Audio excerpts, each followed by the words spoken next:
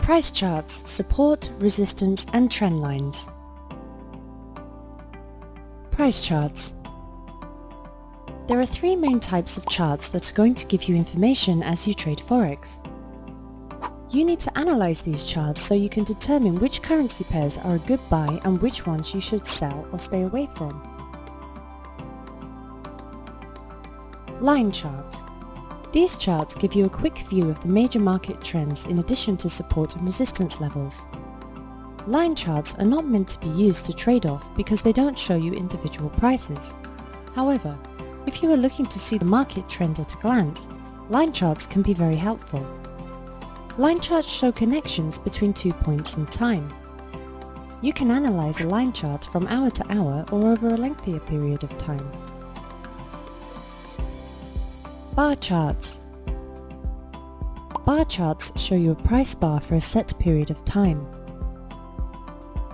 You can choose a monthly bar chart, which will give you a price for each month, a daily bar chart, which will give you the price for the year, the month, or the day, or a 4-hour chart, which will give you the price for each 4-hour period of time. All of these charts are open, high, low, close bar charts, OHLC charts. These charts are more practical for trading than line charts because they show individual prices. Candlestick charts. Generally, you will get the same information from a candlestick chart that you get from a bar chart, but the format is more visually satisfying. These charts show the high and low points over a given time period using a vertical line. The top line is referred to as the upper shadow and the bottom line is referred to as the lower shadow. These can also be called wicks on some charts. The major difference between candlestick charts and bar charts is how the opening and closing prices are displayed. The body of the candle is the range of prices between opening and closing. If the body is black or another dark color, the price closed lower than it opened. If the body is unfilled or a lighter color, the currency closed higher than it opened. The dark and light colors help traders to see the ups and downs of a currency more quickly than any other type of chart. This is the reason that candlestick charts are the most popular type of chart used in Forex trading. Support and resistance.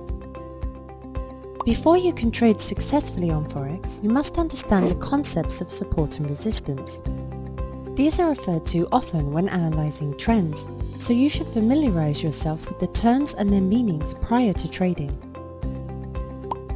Essentially, when a market is on an upward trend and it pulls back a bit, the highest point it reached before pulling back is called resistance. When it starts moving back up, the lowest point it reached before it restarted its upward trend is called support. These points are what gives the chart its zigzag appearance. Keep in mind as you look at the charts that support and resistance levels are not exact figures. You might see a support or resistance level that looks broken, but if you keep watching, you will see that the market was simply testing the level. These false broken levels are referred to as tests of support and resistance and can be readily seen on a candlestick chart. In many cases, a support or resistance level is truly broken if the market closes beyond that level. However, since this is not always true, it is beneficial to look at the support and resistance points on a line chart because a line chart only shows closing prices and not the individual highs and lows. The individual highs and lows can be misleading because they can represent very temporary reactions of the market. To plot support and resistance levels, you only want the intentional movements and not the temporary reactions. When you plot the support and resistance of a market, you want to divide them into zones so that you can see true peaks and valleys. These zones will help you determine true breaks in support and resistance rather than the false ones that can cause you to lose a lot of money.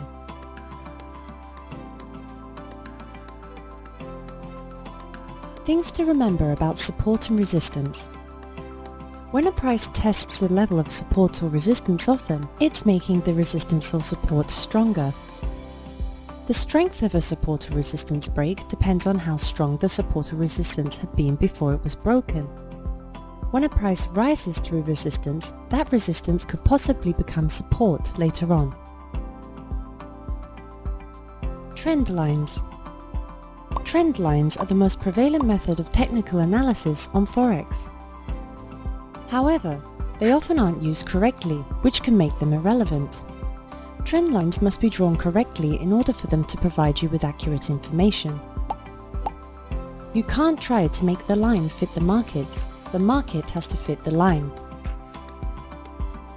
Essentially, to draw a trend line accurately, you first need to locate two major highs, resistance, and two major lows, support. Then, draw a line between the 2 points. It really is that simple. If you were tracking a downward trend, your trend line will be drawn on top of the peaks, and if you were tracking an upward trend, your trend line will be drawn below the valleys. There are 3 kinds of trends that you will need to analyze as a Forex trader. Uptrends, tracking an upward movement.